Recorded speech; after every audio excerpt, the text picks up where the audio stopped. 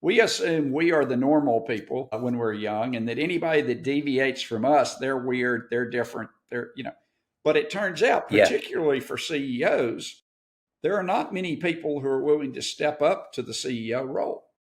There are not a lot of people who are comfortable making decisions and being responsible for everything. So it turns out CEOs are actually weird. One of the things I learned in the Navy at Nuclear Power School had done a great job of hiring a lot of really smart engineers. You had to have a 3.5 GPA or better from a major university.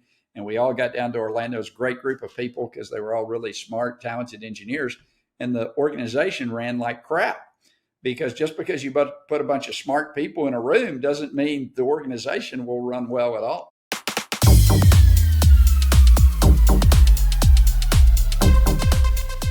Hey there, welcome to this week's episode of The Freedom Experience. I'm your host, John Moncrieff, and today I have Joel Trammell on the show. I've been really keen to get him on. I've listened to him a few times, and he's one of my favorite speakers. Really enjoyed his book. So Joel is a serial entrepreneur. He's a lifelong learner, and he's one of the pioneers when it comes to CEO education and training, like trying to figure out what it takes to go from being a founder operator to becoming the CEO of a business. Over his 30-year plus career, he's led multiple companies through remarkable growth and very successful exits. And those companies include the likes of NetQoS, a software company he co-founded that delivered a 10 times return for investors, and then CacheIQ, which achieved a 7 times return within 18 months. So he's somebody who comes from the trenches. He has the experience. He knows what he's talking about. And he's also served in a publicly traded company, a $1 billion company, Black Spot Corporation. And he's the current owner of Texas CEO Magazine, which connects over 10,000 CEOs across the state. I think for me, the key thing with Joel is understanding both the startup side and the publicly traded company. So he kind of straddles both sides. He knows what it's like to be at the coalface, starting the business up, but he also knows what it's like to run a big business. And he talks about getting to the point where you have 150 employees and things don't change much there. But in between going from sort of 20 to 50 to that 150 number, you need to navigate some serious changes. So he recognizes that many CEOs lack the foundational skills and the tools necessary to really scale a business. And that inspired him to write the book, The CEO Tightrope, and then more recently to go on to write the Chief Executive Operating System, which is kind of really a first of its kind about mastering the CEO role. In our conversation, we dive into topics including the triangle of tension, where Joel talks about how balancing the interests of the customer, the employees, and the shareholders is critical, and what happens when one of these parties gets neglected. We also talk about navigating the CEO transition, or at least kind of navigating the CEO transition trap. He explains a significant mind shift that a CEO must go through in order for the business to scale from the small team to a much larger team and a more complex organization. And then finally, we talk about mastering communication. And I loved how Joel created a user manual about himself. So it created a CEO user manual, which made it really clear for his leadership team to understand how Joel operates or what Joel's all about. And that really can dramatically improve your effectiveness as a CEO. So Joel brings deep experience, practical wisdom, and some great stories from his journey along the way. Get ready for a CEO masterclass. Let's dive in. All right. Joel, super excited to have you on today. I know that you come from being a CEO for 33 odd decades, 30 years in the role. And I think one of the reasons I wanted to get you onto the show is that so many of us business owners, CEOs, kind of get to a point where we get stuck and we just can't move forward. And I think you've had this 3 decades of experience going from startup to 9-figure exits, working in or running a public company with revenues north of $1 billion. You really have that spectrum. So super excited to have you on the show and to share some of your wisdom today. Well, great to be with you. Joel, just some background. Maybe I kind of gave a little bit of an intro there, but where did it all start for you, and maybe a little bit of context? Sure. So I started my career in the U.S. Navy teaching at what they call Naval Nuclear Power School. The plan coming out of college with an engineering degree was to get a master's that the Navy would pay for, then go on and get a PhD and be a university professor, because that's what my dad did and that's what he wanted me to do, right? And so I started taking graduate math courses to work on the master's in engineering, and realized I really didn't have any interest in engineering anymore. I had met in high school a couple of people that were very interesting to me, that we would now call entrepreneurs, though we didn't really use that word in those days, small business people. It was kind of a dirty word back then, wasn't it? Yeah, it was you can't get a job word back then, right? Yeah. Was the idea. If you didn't have a real job, you had to go find your own thing, and you called yourself an entrepreneur or something. But it was kind of fascinating to me, because both these folks seemed to be able to make a very nice living, better than most of the working people I knew, by doing things with their own businesses. And so I kind of had that interest. And at the time, the university where I was wanted me to take 60 hours of undergraduate business before they would allow me into their MBA program. So that I wasn't going to, as an arrogant engineer, I wasn't going to go back and take 60 hours of undergraduate business. And so I had to start my own business to figure this business thing out. And things kind of went from there. And so you basically, what was the first business you started? What did you get into first? Yeah, kind of interesting. So the first business was a white box PC business, back when the majority of the personal computers were hand built by people. And I kind of realized at the time, Prodigy, the pre-internet computer service that was a joint venture between Sears and IBM, show you how far back we go here. Prodigy had launched, and it gave you a way to take out classified ads across the whole country. And initially they were free. And so what I realized was a lot of people wanted to get into the white box PC business. And so we actually ran a program to explain to people how to start their own white box PC business. And then we served as the distributor to all those folks that were building their own PCs. So this is buying the box, buying the CPU, the memory boards, kind of putting them all together, the hard drives, putting it all together, sticking their brand on, and then shipping everything out through you. That's right. And so, the first hard drive I remember selling was a 40 megabyte hard drive. So it shows you how far back we go there.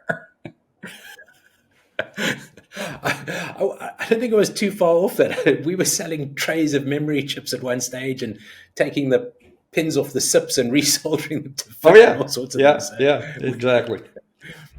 So that was the first, opportunity to get into business and learn what business was. And there's no better training than running your own business, no matter whether it's a lemonade stand or whatever. It just gives you a very different perspective on the world. And then often you kind of become unemployable, so you better figure out a way to make it work. That's so true. You do. You get to that stage of your life where you just are no longer employable, because you've spent so much time trying to figure out and build and have fun building businesses, I hope. But yeah. So you build this up, but how do you... And one of the things that really interests me is how you've managed to navigate through some of the barriers that so many of us CEOs bump up against. We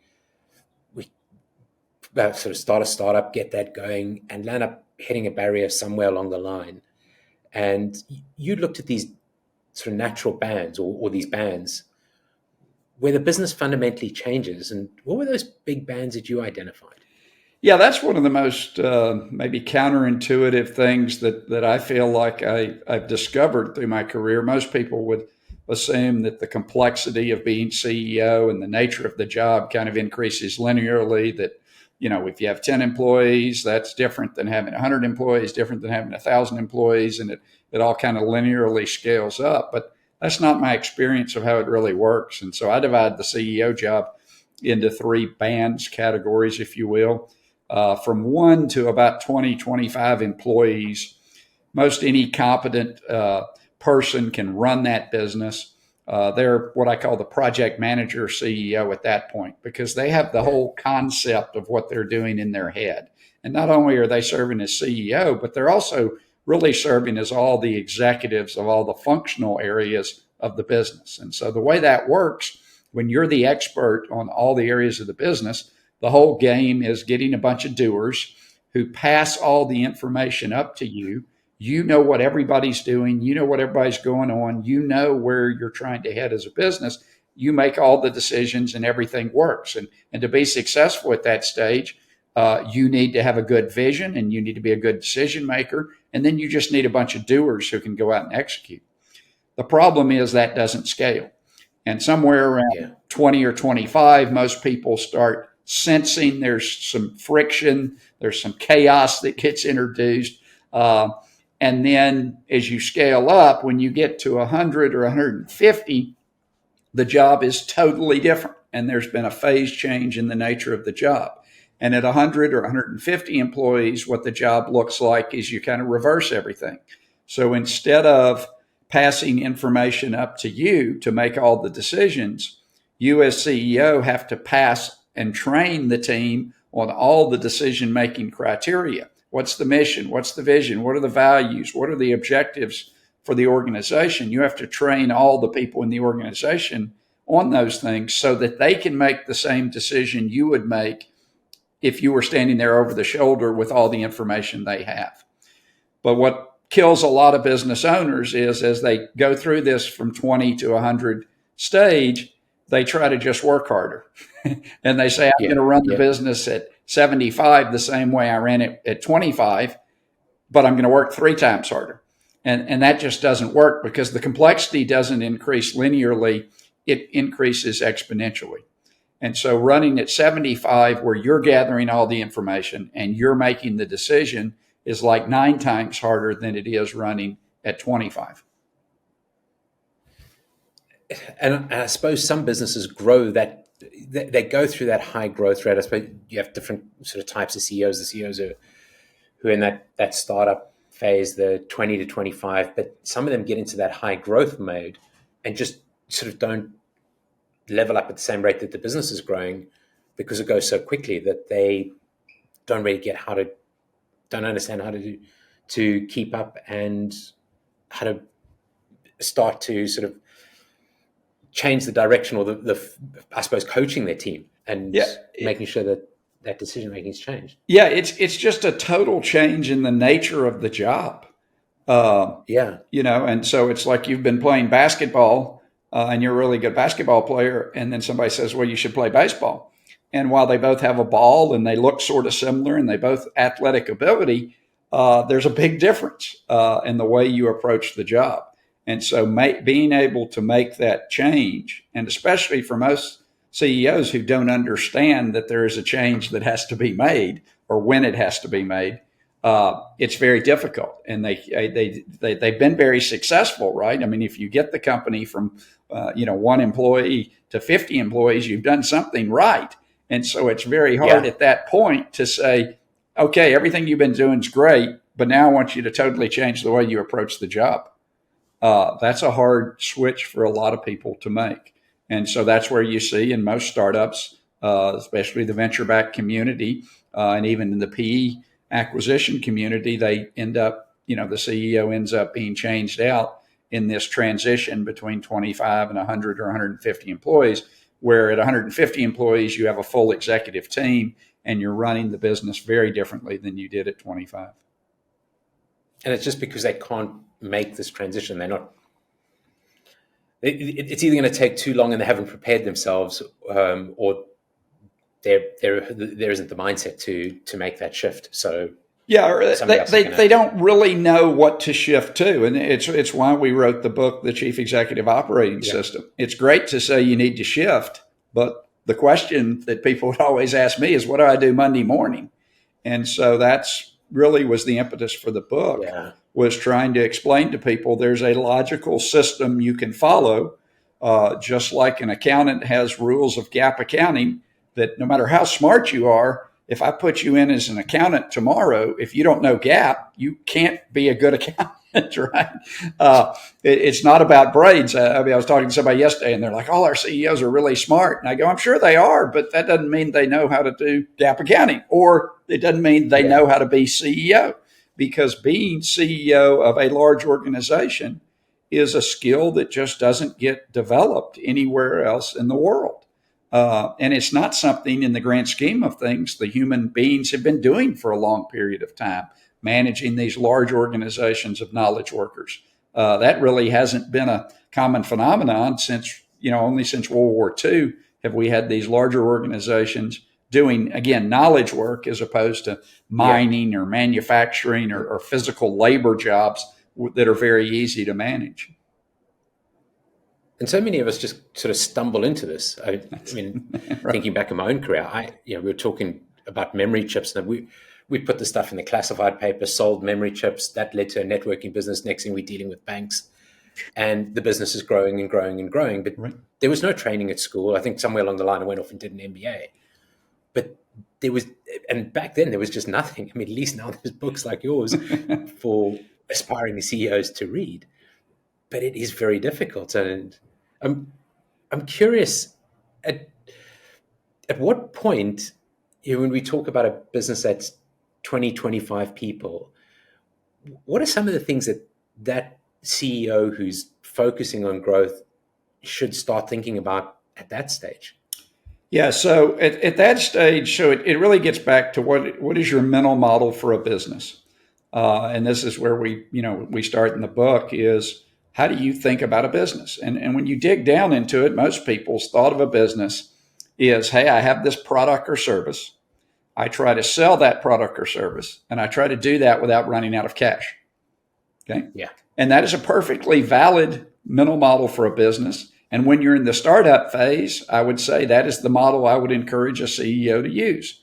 That's what you're trying to do. You're trying to figure out, can you sell this product or service that you've developed and do that in a way that doesn't run out of cash. But once you let's just find that product market fit. Product market fit, that's what the startup guys referred to. Absolutely. But once you get to be bigger, there are all these other interests that want a piece. You have to, and so what I tell people is the only way I've figured out to build a sustainable, thriving business is to consistently provide value to shareholders, consistently provide value to employees, and consistently provide value to customers. And if you get overbalanced on one of those or the other, then the business will inevitably fail. And that's what you see in a lot of businesses. When you look at business failures, it's often pretty easy to figure out what they over-indexed on, and you can over-index on any of them. And you'll see companies that say, oh, it's all about our employees, and if we treat our employees well, everything else will just work. Nope, that's not true. And then you see people who are focused on customers, and they have these slogans, customers always right. No, the customer's not always right. The customer's the customer. And then, of course, if you're a public company, it's very easy to get totally focused on shareholders.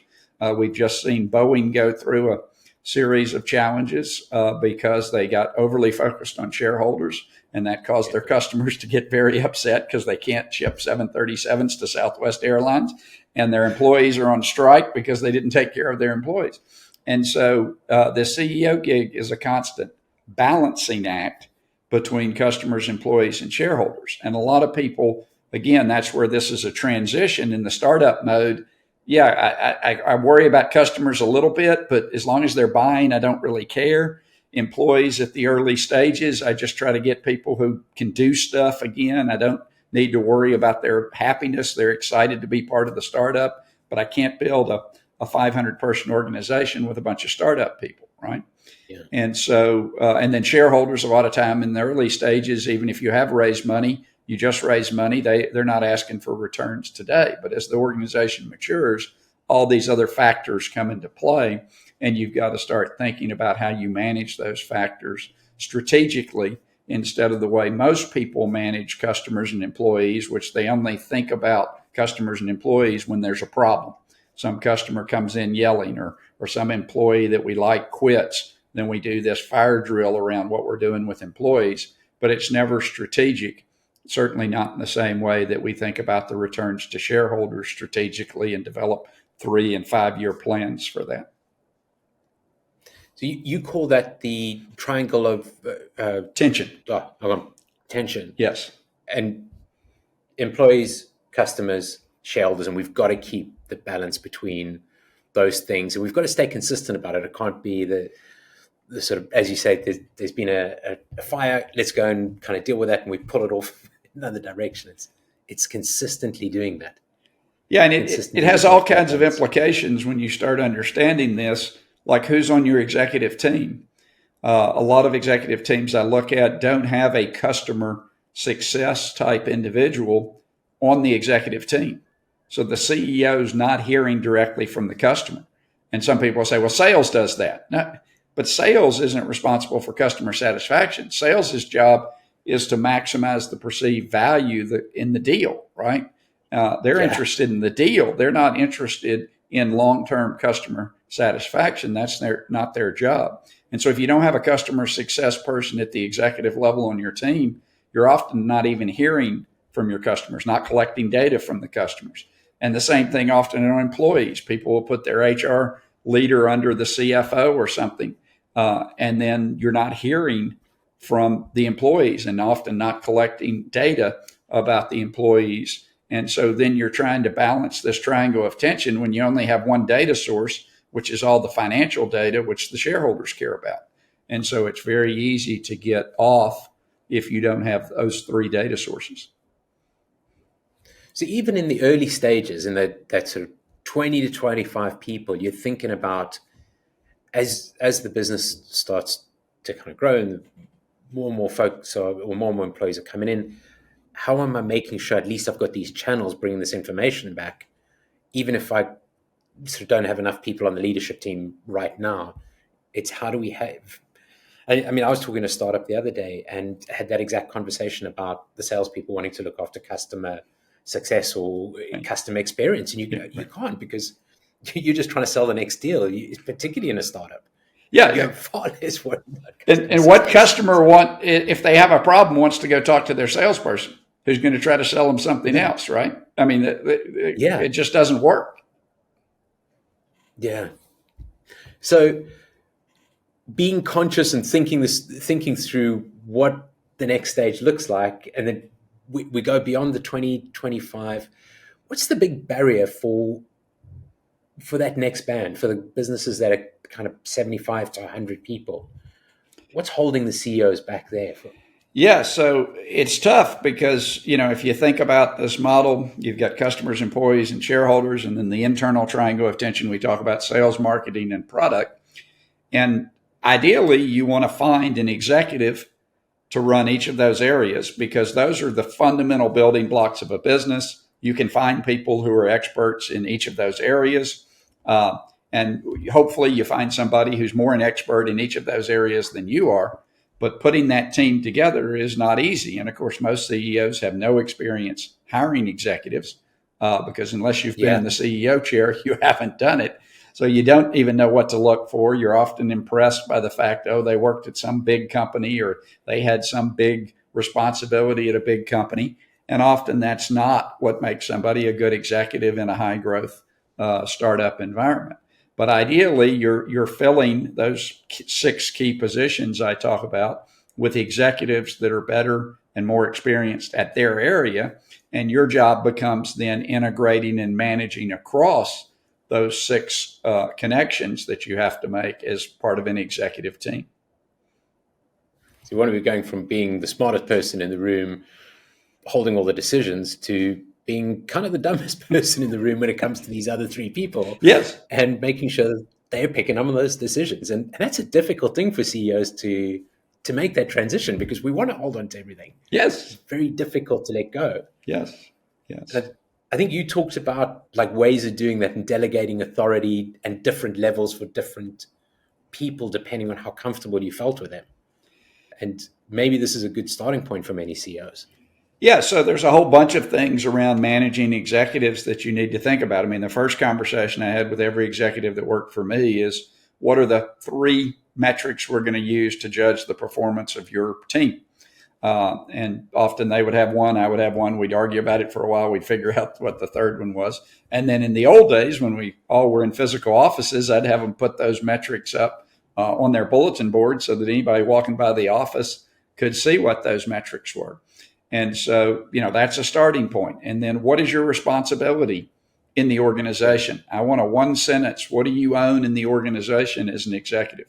And then what's your authority level? What decisions can you make without asking me? And what decisions do you need to come ask me about? And then a well set quarterly goal system, it kind of completes it. And then if you've got all those things in place, then it's very clear what's expected of the person, how you're going to measure the person, and you can hold them accountable to deliver results. But most organizations are very sloppy about these things, or don't write them down, don't think about them regularly. And then it's very unclear, even to the executive, what success looks like for them in that organization. Yeah, I think that actually taking the time to be, I think the fundamental thing you're talking about there is clarity. Yep. What is the role? What are you accountable for? What's the mission you're on for the next couple of years in that role to do what needs to be done for the business? So those things line up. And then also the simplicity of it. You're talking about kind of here are the top three things or top three KPIs without, it sounds like it could just be a one pager. Those are your top three kind of KPIs. That's the mission you're on, and really keep it simple. It doesn't have to be a long drawn out thing. No, that's right. We in the book, we show you a template for a one-page executive performance profile. The only other thing that we haven't talked about is we add personality profiles to that. So DISC and Clifton Strengths and some of those kind of concepts, so that you understand every time you're talking to that executive kind of where they're coming from personality-wise. You talked about that as a common language. And, I got to admit that as a young CEO of a business, it was 5 million, 10 million, 15 million, just kind of chase the revenue number. And the one thing that I sort of was very suspicious of was DISC and all the different systems. And I thought, well, how can you put people in a box? But over time, I've come to realize just how important those are. And I think reading your book and reading about people in the first part of the book, that common language is so important. And it's only later that I've really realized the value in it. Yeah. That was not something that was obvious to me in the early parts of my career either. But what I'm not alone. What I found out was the key thing that you have to think about is the CEO job is largely a communication job, right? You're not doing any work. You're largely communicating. And it turns out that not everybody in the world is exactly like me personality-wise. Now, for some people, that's a revelation, right? We assume we are the normal people when we're young, and that anybody that deviates from us, they're weird, they're different, But it turns out, particularly for CEOs, there are not many people who are willing to step up to the CEO role. There are not a lot of people who are comfortable making decisions and being responsible for everything. So it turns out CEOs are actually weird in the, if we look at normal distributions of behavior across the human species, we're in the 10th or 90th percentile, however you want to look at it, on a lot of behaviors. Well, how that relates to communication is when I say something, the way most people interpret it is they interpret if they said the exact same words that they just heard, what would they mean by those words? Well, it turns out that if they're very different behaviorally than me, they may interpret my words very differently. And I remember in one of my first management jobs, a young lady referred to me as being very harsh. And I was like, what? I'm just giving you the facts, telling you exactly how it is. But if she would have said what I said, it would have been her being harsh. And I went, oh, this is different, And so I hear managers and CEOs all the time say, well, all I said was this. And they give me some sentence. And I go, it doesn't matter what you said. It matters what they heard. And if you don't understand the filter they're running it through in their mind, then you're not communicating. You're talking, but you're not communicating. You took this to a whole other level. You actually put together a Joel kind of operational manual, right? Right. CEO Joel, 15 points about how Joel operates. And I thought that was very unique. I don't think I've ever seen it before, but maybe just for the audience, tell a little bit about what that was all about. Well, I began to understand all these things that made me weird, that I didn't realize until engaging with other people.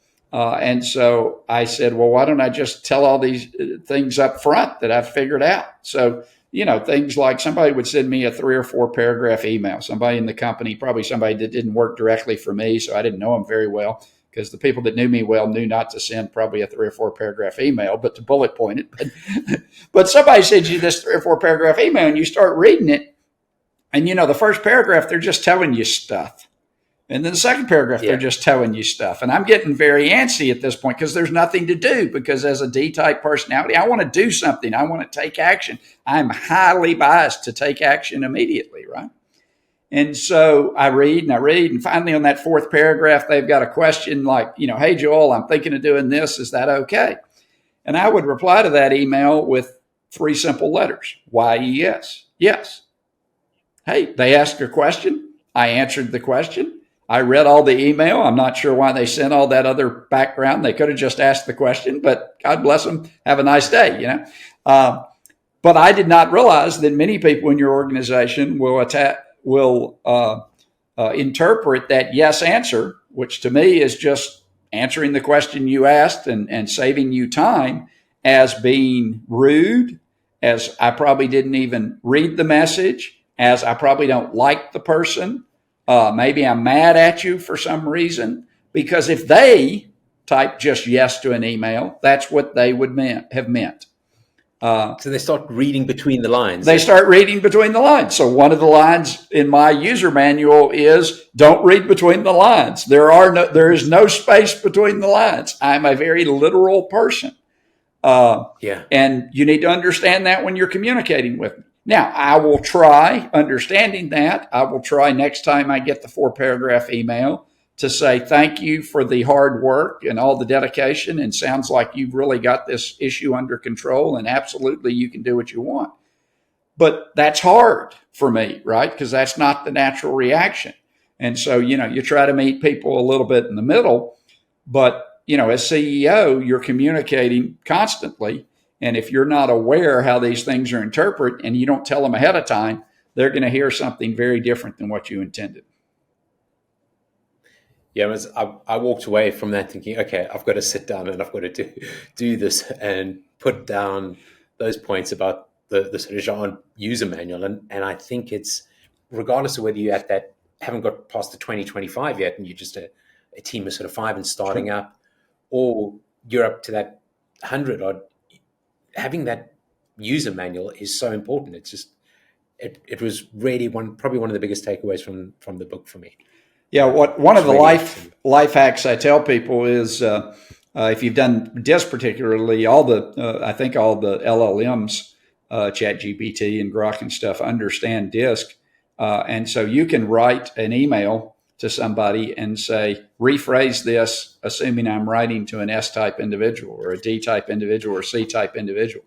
And so one of the hacks, that's a nugget for everyone. Yeah, one of the hacks I use is sometimes when I know I'm dealing with somebody who looks at the world a little differently than I do, I will run it through one of the LLMs and it'll make me sound like I understand them perfectly. Yeah, I just thought it made me think about being more patient as well, because sometimes people do sort of, whether it's in an email or tell a longer story, it's just because we're different personalities and we need to learn to be able to particularly as a CEO, to understand those different personalities and the different ways that people communicate. And that's one of the things that makes the CEO job unique. If you're a software developer and software developer manager, you're probably dealing with a lot of people who have very similar personality to you. And so you don't have to worry about the communication aspects and stuff. But when I move you into the CEO role, you have to deal with everybody. For all the employees, you have to deal with all the customers, the whole world, all the investors, and you're going to have to deal with a wide range of personality types.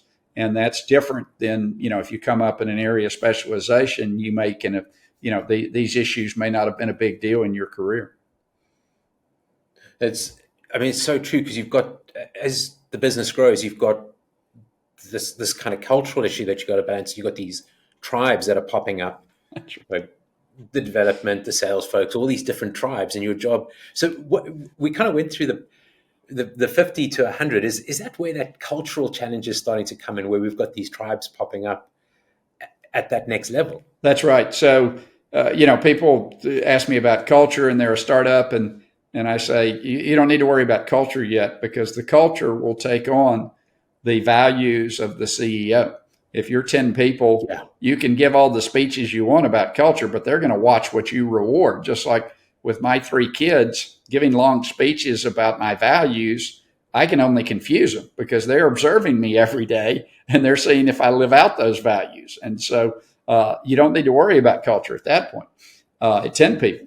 But at 50 or 100 people, where no longer everybody's interacting with the CEO, that's where you need to start training people on what are the values, how we see the world differently, why we think we're going to be successful, because we, look at the world differently, and how do we make decisions here that will continue to drive our success. And the CEO's got to train that in the organization. Yeah. And just kind of recapping those big transition points. So the focus at 20 to 25, the focus at 70 to 100, and then over 100. What are the key things that a CEO needs to be doing each of those stages? Yeah, so it's funny. I mean, I talk about, kind of 1 to 25. You can run it where you're really focused on product market fit and just, selling stuff to customers. Just get that. From 25 to 150 is this really difficult time, because it's a transition, right? And so while you're still CEO, and you want to get to this stage where you've got all these experts, you don't have them yet. So you're having to understand that, you're CEO, but maybe you're still the VP of sales and you're the VP of customer success all at the same time, which is really hard, context switching and moving around, but that's the role. And then when you get to 150, though, or 100 to 150, depending on the type of organization, you should have this fully built out executive team. And the thing that was kind of most surprising to me when I took over a 4,000 person public company was that job did not feel dramatically different at 4,000 than the job did at 250 running a private company. Yeah, sure, I had to get on a call once a quarter and read something that the lawyers wrote to somebody on the phone. But the nature of the job didn't change that much. If you make it through this transition from 25 to 100 or 150, you should be able to continue the transition. And we've seen that, right? We've seen the Bill Gateses of the world, the Mark Zuckerbergs and stuff that made it through the transition, continue to run companies of great scale, right? It's the ones that don't make it through that transition. But it was funny, the public company, the nature of my job was very similar, because I had my executive team in both cases. I had a board in both cases. I had a few individual contributors that were important that I dealt with. And the nature of the job didn't change. Whereas, the nature of running a sales organization with 10 people and 100 people may be dramatically different. Does that kind of Dunbar's type number kind of play into that at all? I'm thinking you once you get over that 150, it's just sort of 150s, and as long as you've got your structures and teams in as a CEO. I don't know. Yeah, absolutely. The problem is you can't maintain relationships because relationships are pairings of people. And, at 100 people, I forget the number, but it's an astronomical number of ways you can pair each of those employees. And so at 100 people, every employee doesn't even know every other employee. And so communication doesn't happen across the whole organization. And that's why silos end up being formed. You get among the people you work with or the people you like, and you develop a small, because nobody can keep track of 150 relationships in the workplace. There's just not time to talk to all those 150 people and maintain those relationships, right? And so that's why it's got to start being structured as opposed to at 20 or 25, CEO knows everybody. Everybody knows the CEO. He has pretty good idea what everyone's working on. He has visibility into, how the business is going at all levels. And that all, and a lot of CEOs enjoy that stage. And, but, everyone wants to grow and succeed and build a bigger organization. And you just need to understand, if you're going to do that, you got to change the way you think about it. One of those big changes, I guess, is going back to the point we made earlier about how you go or how you start to building out your leadership team and handing over authority. And there's a fear of kind of letting go that holds, I think, so many business CEOs and operators back from really becoming CEOs. And how do you overcome that fear? And I'm sort of curious about what your thoughts on actually overcoming it. Yeah, and that's a behavioral characteristic. Some people are more afraid of that than others. The way I look at it, yes, there's a risk that this new person you hired does worse than you would have done, but there's also an opportunity that they're better. Yeah. And one of the things, having never really developed expertise in any particular facet of the business, I would be a terrible VP of sales or VP of marketing. I looked at it as a huge opportunity to get somebody in who would be better at this thing, because I know I'm not a great salesperson.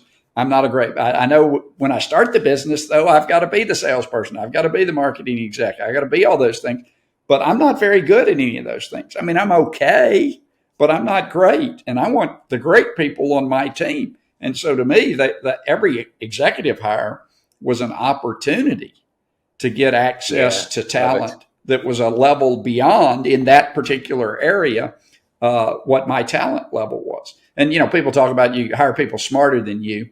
That's a little cheesy. I don't know if all my execs were smarter than me. I don't care whether they're smarter than me. I care whether they're better at their job than I was doing my job, right? I don't care if they're dumb as a rock, but if they can sell stuff better than anybody else, that, great, and run their organization. So people get hung up on the smart thing. Because that was one of the things I learned in the Navy. The Navy at Nuclear Power School had done a great job of hiring a lot of really smart engineers. You had to have a 3.5 GPA or better from a major university. And we all got down to Orlando. It was a great group of people because they were all really smart, talented engineers. And the organization ran like crap, because just because you put a bunch of smart people in a room doesn't mean the organization will run well at all. Yeah. It's got to be a little bit more than that, I suppose. Yeah. Good vision, right people, right seats. Yes. There's a lot to this. This job isn't easy. Yeah. Talking about that, I'm curious. You one of the lines in your book, I think, was along the lines of life happens in the valleys or between the mountaintops, or something along those lines. And I'm curious about your valleys. Have you had some of those valleys where you felt unfulfilled, or that just kind of, sure. We talk about success, and sure. Everybody's had their stories. My favorite story that was I walked into a board meeting on September 2002. So we've gone through 9/11. I was in Atlanta, Georgia, at a trade show. Actually, we were introducing our second product to the market when the towers got hit. And I knew, I was a student of world history enough to know the world had changed at that point. And so we spent the next year trying to sell this new product and drive revenue, and we weren't near cash flow positive. And so we were burning money. I literally went and talked to a CIO who had a multi-billion-dollar budget. And we give the whole presentation, and he's just wowed. I'm like, this is going great. We're going to sell a big deal. And he looks at me, he says, Joel, this is the best new product I've ever seen from a startup. And I'm like, all excited. And he says, if it costs $1, I can't buy it. This was a guy that had a multi-billion-dollar budget. And so I'm just at wit's end. So I walk into a board meeting September 2002. We've got about $3 million left of a $6 million investment in the bank. And I tell the board, hey guys, if it was my money, I'd take the 3 million and go home, because I think I've got a great team. I think I've got a great product, but I can't sell it. And I can't tell you when it's going to get any better.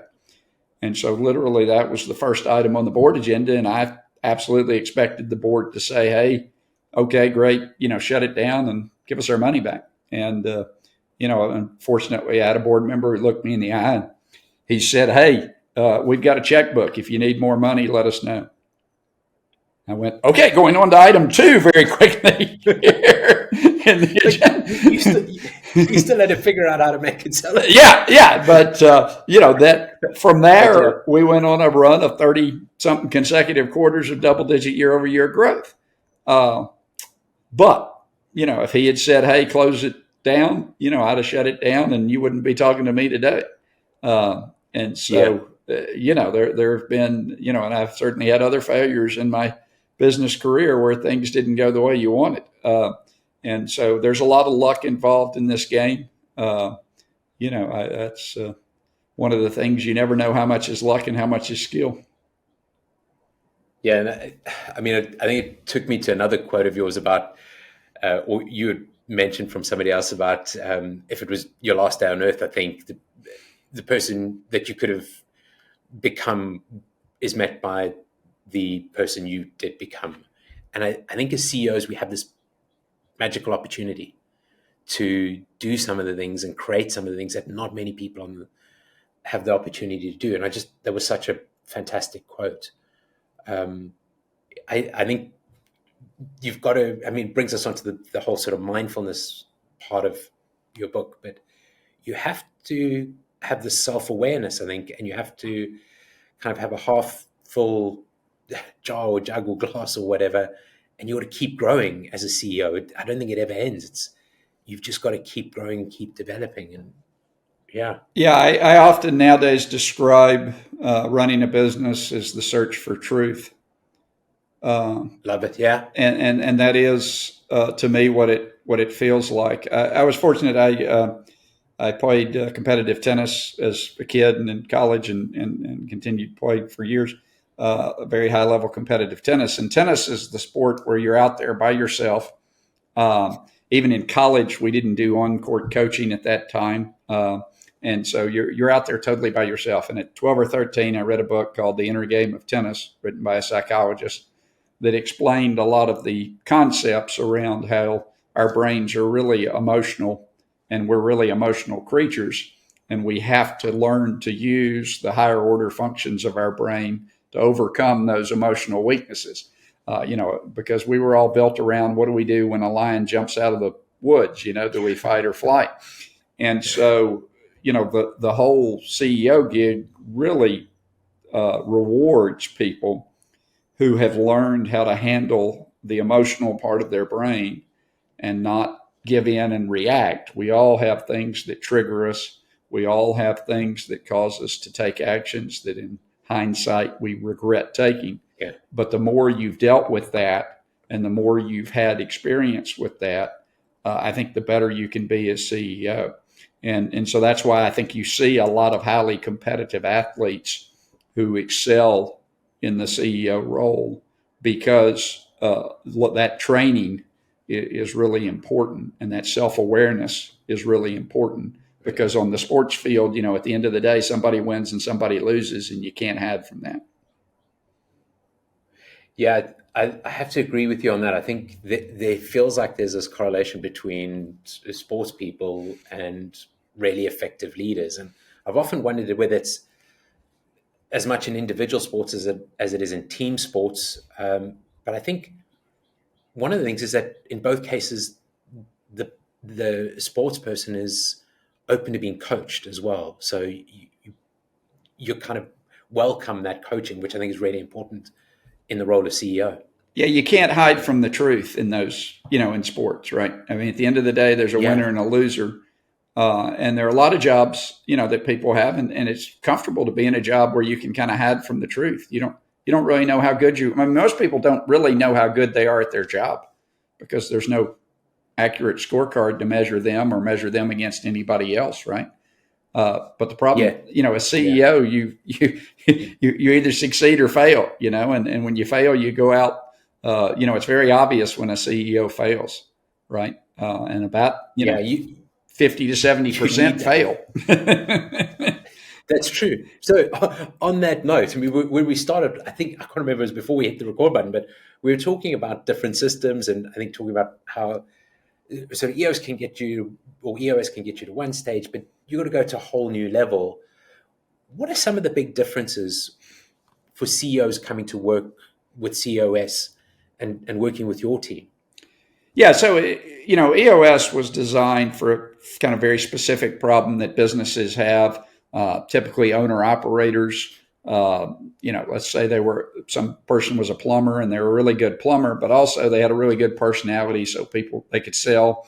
And so they wake up one day and they've got 15 plumbers working for them, but they don't really want to run a business. They want to go hunting every other weekend, and they don't really want to be engaged as the person to operate the business. Well, at a small scale, EOS gives you a very effective methodology for how do you bring somebody in, let them run the business while you're still the CEO in title, and you can still do some plumbing if you like, and you can do some sales when you like, but keep the business running well, and that's great. It's that kind of lifestyle business that's running really well. That's right, and that's fine in that 1 to 25, 30 employee range. That can work, but if you're scaling a business into the hundreds and to get higher valuation, that business, you can't have one executive that's running everything. What you're doing with EOS is basically putting somebody else in the CEO chair that has the same limitations that you would going from 25 to 100, right?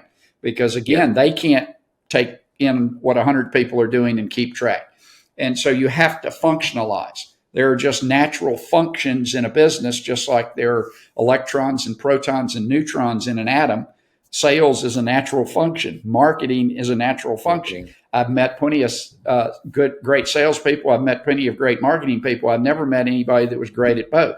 I've met some sales guys that thought they were great at both, but they're not.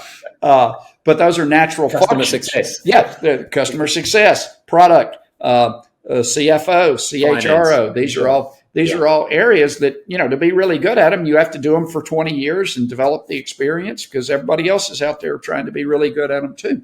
And so these are just functional nature of the business. And so at scale, at 100 people, you have to divide the business into those functional areas. You can't continue to run it as one, business with just everybody sending data to this operational executive. Gotcha. Yeah. So it's basically kind of making sure at that stage that we're putting the best people we can find into running those functions, and making sure that each of them have got a clear plan of where we go. And then the CEO is kind of now responsible for coaching down through those layers. Yeah, really integrating, making sure that everybody understands how all of those, I look at them as 6 wheels on a vehicle, how each of those wheels is turning and how it is required. And if one of the, I'm constantly playing kind of whack-a-mole as a CEO. I'm looking at my sales, marketing, product, my customer success, my employee, and my shareholder buckets, financial bucket, as 6 wheels on a bus. And I'm constantly looking to see which one of those wheels is turning the slowest. Okay. Because that inevitably is holding the team back. And then I got to try to work on that one and go fix that one and make it better. Do I have the right exec in? Do they have the right train? Do they have the right resources? What can I do to help? And then, of course, that starts turning faster. And so then there's another one that's slowing down the train, right? But keeping all those integrated, communicating with each other, understanding the interdependencies, and understanding that, one group can't be successful without all of us being successful. You can't have, just because you have a great sales team doesn't mean the business is going to be successful. Yeah. Yeah. So one last big question for you, I guess, is we talked about entrepreneurship right at the beginning and how it was almost a dirty word back in, I suppose, sort of 70s or so. But entrepreneurship, a lot of it's about freedom and finding some freedom. And I'm curious about what freedom means to you, Joel. What that's meant in your life. Yeah, so for me, the big reason I went in that direction, I had a couple of brothers, one who was 18 years older, one that was 9 years older. They were both engineers as well. And so they were old enough that I got to see their careers develop, while I was still young. And what I observed was they were at the mercy of these big companies. Numerous times they had to move because a plant got shut down Yeah. or something changed ownership or whatever. And I'm fine if I fail, but I'm not so good if you fail and that causes me to lose my job. Right? that just I didn't want to be in that position. So when you say freedom, it's free. It was freedom in that sense. Doesn't mean as an entrepreneur I'm not going to fail, and I might not need to go get a job at various times to make ends meet. But I didn't want to permanently be in a situation where I was dependent on a bunch of other people to whether I could make a living or not. And so that was really what entrepreneurship gave to me, was that freedom to know, hey, if I failed, it was going to be my fault. But if I succeeded, it was going to be my credit. And I guess now the message for CEOs, owner operators listening to this is that if you don't want your business to become a prison, you've got to change that mindset, and you need to start looking at things like COS and how you bring some of that into your business to make sure that you're actually intentional about creating that freedom, rather than just kind of think, oh, let's start a business or be an entrepreneur and create it. Yeah, the good news is you may feel like you don't know what you're doing, but I can promise you 99% of the CEOs feel the same way. And the second thing is there is a solution. There is a way to think about this job. There's a systematic way to do it that any competent CEO can master. We're not talking rocket science. We're talking basic discipline. But if you've never been exposed to it, just like if you've never been exposed to gap accounting, you're not going to uncover gap accounting just because you're smart, right?